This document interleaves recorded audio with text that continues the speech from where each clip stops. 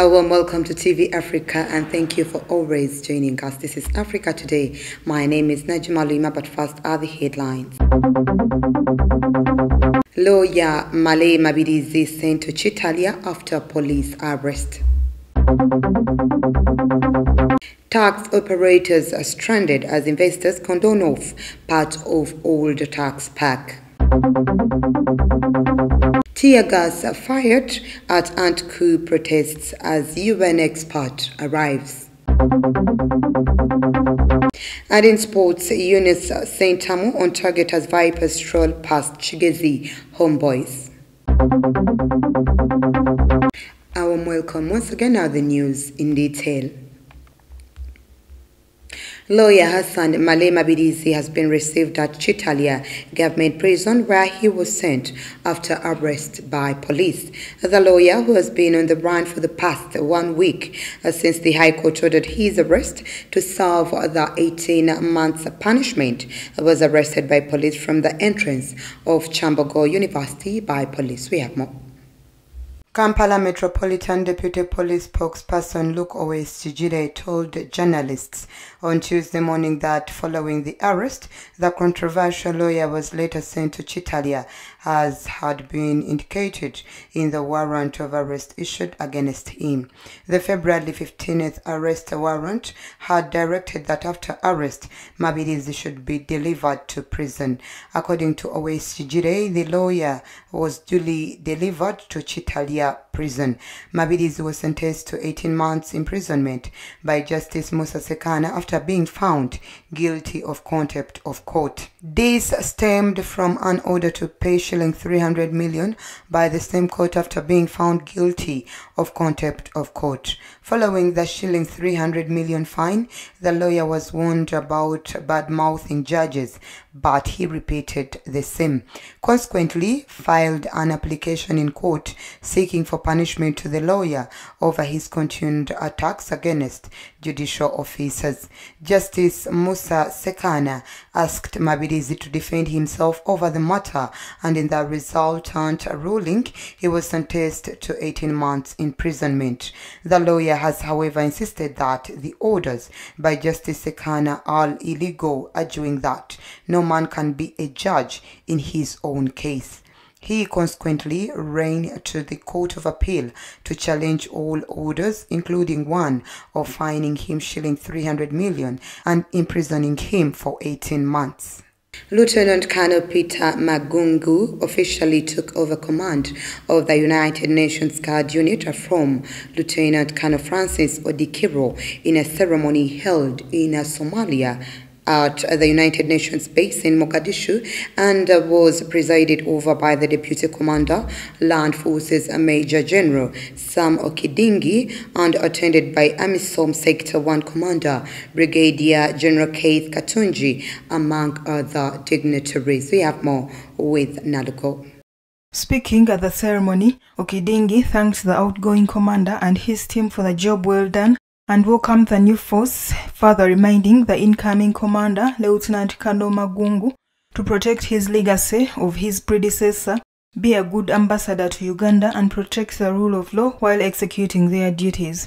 The outgoing commander, Wungu 7, Lieutenant Colonel Odikiro, was happy with the UN and UPDF leadership in Mogadishu for the tireless support and the guidance rendered to his group, most importantly during the COVID-19 pandemic. In his remarks shortly after receiving instruments of office, the incoming commander, Wungu 8 Magungu, pledged to perform to his best and wish the outgoing commander the best of luck in his future assignments. Magungu was later handed a UN flag by the Deputy Special Representative of the Secretary General, Kiki Gebo, who welcomed the new group to the UN security team and expressed her commitment to work together. Kiki further extended her thanks to the government of Uganda for providing such a highly skilled force to secure UN installations and personnel in Somalia. The Deputy Commander, Land Forces Okidingi, handed over the Uganda flag to the new Wungu commander as part of the procedures of taking over command. Several tax operators have been left stranded after some local investors who claim to own part of the land in the old tax park condoned off their land on Sunday. The yet to be identified investors said that they don't want taxis to operate in their land. Kachanchu reports. On Sunday, part of the old tax park was drilled amidst tight security as the owners concealed off their land. Tax operators who spoke to the media said that they had been left in the dark and that they did not know what to do as many of their stages were affected. According to the Federation of Tax Operators chairperson Rashid Sekindi, some part of the old taxi park belongs to some investors.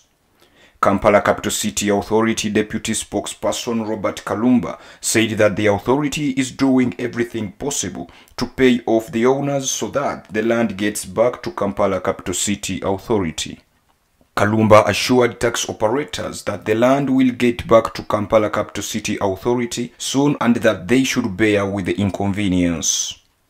At least 5 companies that included Luchams Investments Limited, DKS Uganda Limited, Key and Ham Investments Limited, Ahabwe Transporters Distributors Limited and Kabale Distributors Limited sued KCCA last year of encroaching on their land as they redeveloped the old tax park. The old tax park was reopened in January 2020 amidst excitement after 2 years closure. The park's redevelopment, according to KCCA officials, costed 4.3 billion shillings. Let's take a quick break. We will be right back.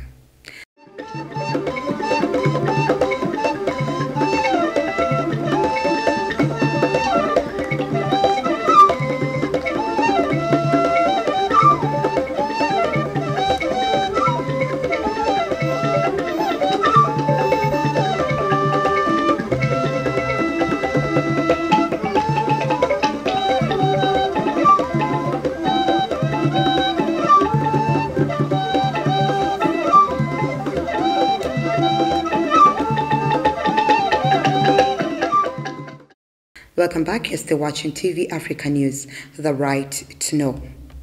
Sudanese security forces on Sunday fired tear gas at protesters demonstrating against last year's military coup, according to the media, as the United Nations human rights expert arrived in the country. Thousands rallied in the capital Khartoum, carrying the Sudanese flags and posters of people killed during anti-coup demonstrations in recent months. Security forces fired tear gas and wounded several protesters who were heading towards the presidential palace in central Khartoum, the correspondent said. Regular protests have rocked the northeast African country since Army Chief Abdel Fattah al-Burhan led a military takeover in October, sparking international condemnation. The move derailed a transition painstakingly negotiated between military and civilian leaders following the 2019 ouster of President Omar al-Bashir. At least 81 people have been killed and hundreds wounded in a violent crackdown on the protests, according to an independent medics group. UN human rights expert Adama Dieng, meanwhile, is visiting Sudan until Thursday on a trip initially planned for last month but postponed at the request of Sudanese authorities. Among those on trial is former Foreign Minister Ibrahim Ganda, who faces charges over plotting a coup in 2020. Ganda's family said last month that he had begun a hunger strike in prison along with several ex-regime officials.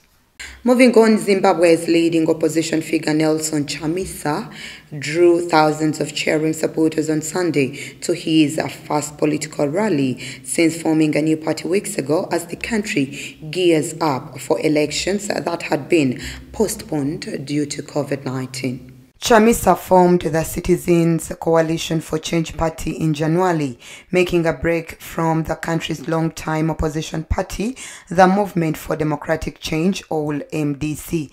The 44-year-old lawyer and pastor lost a disputed presidential election in 2018 to President Emmerson Mnangagwa under the country's constitutional court throughout his challenge to the result. The courts later ruled that Chamisa was not the legitimate illegitimate leader of the MDC, a decision that handed control of the party to rivals seen as close to Mnangagwa. Chamisa was no longer the leader of the MDC's members of parliament and was not able to use the party's headquarters or access state funding to the party. Politically volatile Zimbabwe is to hold elections to fill more than 130 vacant parliamentary and council seats on March 26th. The elections are largely viewed as a taste for next year's general election. While Chamisa's party is new, the problems that have prevented the opposition from taking over power in Zimbabwe remain. Away from that, thousands of people demonstrated in Dhaka to demand a strengthening of the repression of homosexuality in Senegal after the recent rejection by the parliament of a text hardening the laws on the matter, according to journalists. Several banners and signs hostile to homosexuality were held up by the demonstrators, among whom were many young people from other parts of the country. The demonstration was organized at the call of the collective and Sam Jiko, Together for the Safeguard of Values in WOF, composed of Muslim associations. Members of Parliament supporting the proposed law to crack down on homosexuality, which was rejected by Parliament in January. Politicians and members of civil society participated in the demonstration, which was marshaled without incident by law enforcement officials. Senegalese law punishes with 1 to 5 years in prison and a fine of 100,000 to 1,500,000 CF francs anyone who commits an indecent or unnatural act with the individual of his or her sex. 11 deputies had introduced a bill in December from the And Sam Jiko group to increase prison sentences to 5 or to 10 years and fines to 1 million to 5 million CFC francs. According to homosexuality, the proposal targeted lesbianism, bisexuality, transsexuality, intersexuality, zoophilia, necrophilia, and other related practices.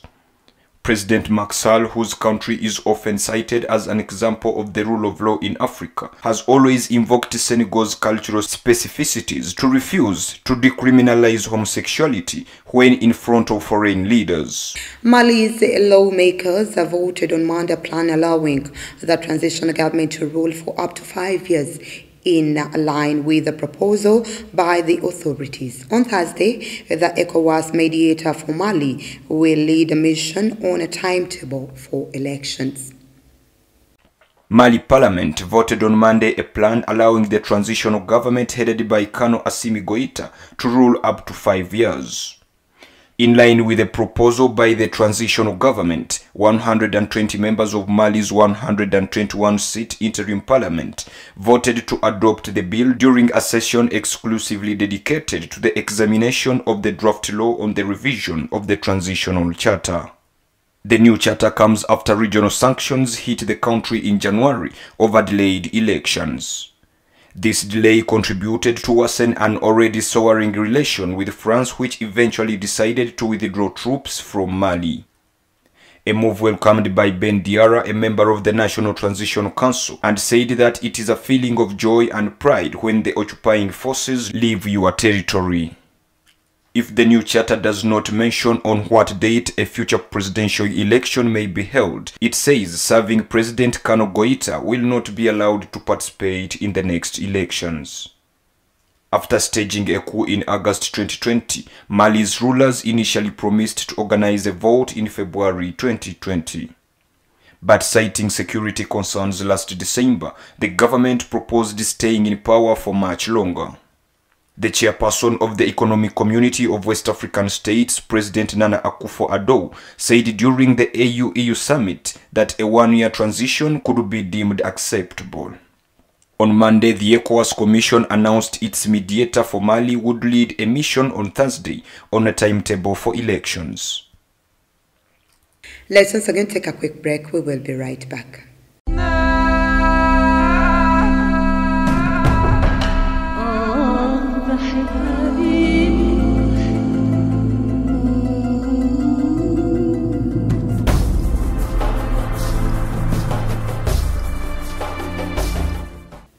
Welcome back. You're still watching TV Africa News. The right to know in our business news today, thousands of Moroccans have staged nationwide protests in the capital of Rabat and other cities throughout the kingdom to complain about the soaring prices of fuel and other essential commodities. The Northern African state is one of the latest countries hit by a surge in global energy prices, which are driving inflation numbers at decades-high levels. The demonstrations coincided with the 11th anniversary of the wave of protests known as the Feb 20 movement, inspired by the 2011 Arab Spring. For Abdelhamid Amin, the head of the Moroccan Democratic Front, the Feb 20 movement remains today a source of inspiration, which is seen as a day to resist tyranny and corruption. Human rights activist Abdrazak Boganba thinks that the state is engaging in a power struggle with Moroccan men and women, which has affected their livelihoods, adding that they say to the Moroccan state to stop the unpopular policy which targets the pockets of Moroccans.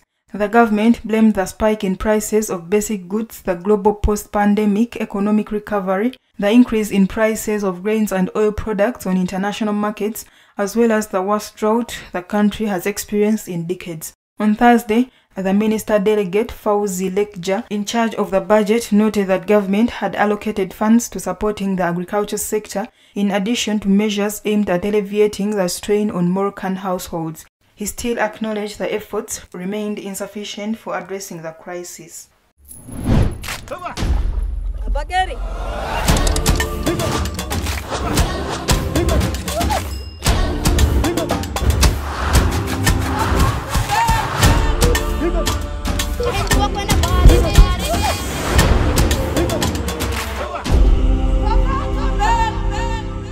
In our health news today, the International Hospital Kampala done the first successful procedures of uterine fibroid embolization in Uganda.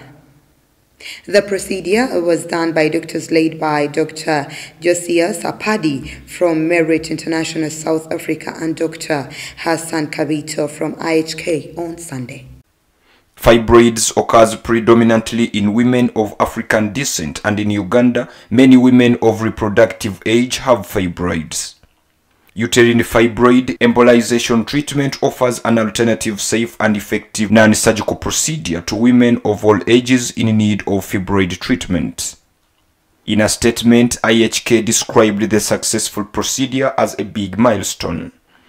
Dr. Hassan Kibita said that many patients hold the myth that the surgery is the only treatment option of resolving fibroids, but in Uganda he said that now they have a purely non-surgical procedure, minimally invasive with a faster recovery.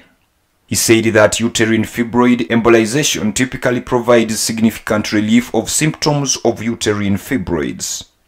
According to the doctor, one's menstrual period may continue on its normal schedule, and if they are heavy, they will normalize, adding that the fibroids shrink and attract on serious cones upon review.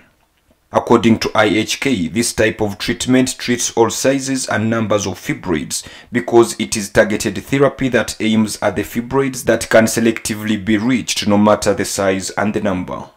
The hospital says that the success rate for this treatment is about 89%, but there is a small percentage of women whose fibroids cannot be killed with UFE because they have an additional blood supply from the ovarian arteries in addition to the uterine artery.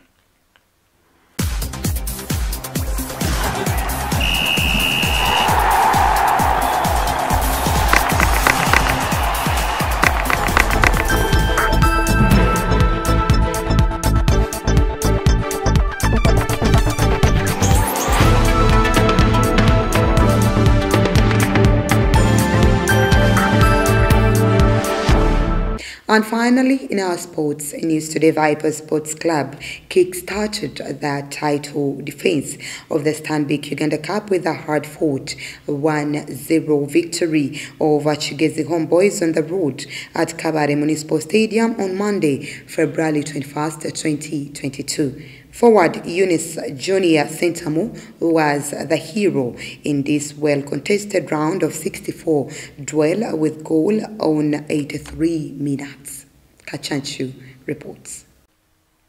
The former AS Vita and FC Tirana forward struck from 20 yards through a forest of bodies for the solitary goal on the evening. Until St. Amo's goal, Kigezi Homeboys, a regional entity in the 3rd tier division, had proved a hard nut to crack with spirited defending. As the game seemed destined for post-match penalties to determine the winner, St. Amo had completely divergent ideas altogether with a stunner. Bob Aloch, a newly signed Vipers defender in January transfer window, earned his debut as he replaced Disan Galiwango at half-time. Vipers progress to the round of 32, where they will battle Kalongo United this Saturday, 26th February 2022. Meanwhile, Uganda People's Defence Forces Football Club became the first side to qualify for round of 16 of the tournament. The Army side overcame a resilient 3rd Division Kampala-based club side Impala Hill 1-0. Yasin Sabir scored all-important goal on the stroke of full-time. At the round of 64, Uganda People's Defence Forces had defeated Soroti 3-0 at the Soroti Stadium, with the goals coming from a towering forward Philip Tabani, Yasin Sabir and Rogers Mugisha. That was the news. Thank you for always keeping it TV Africa. Please do stay tuned. More programming coming your way.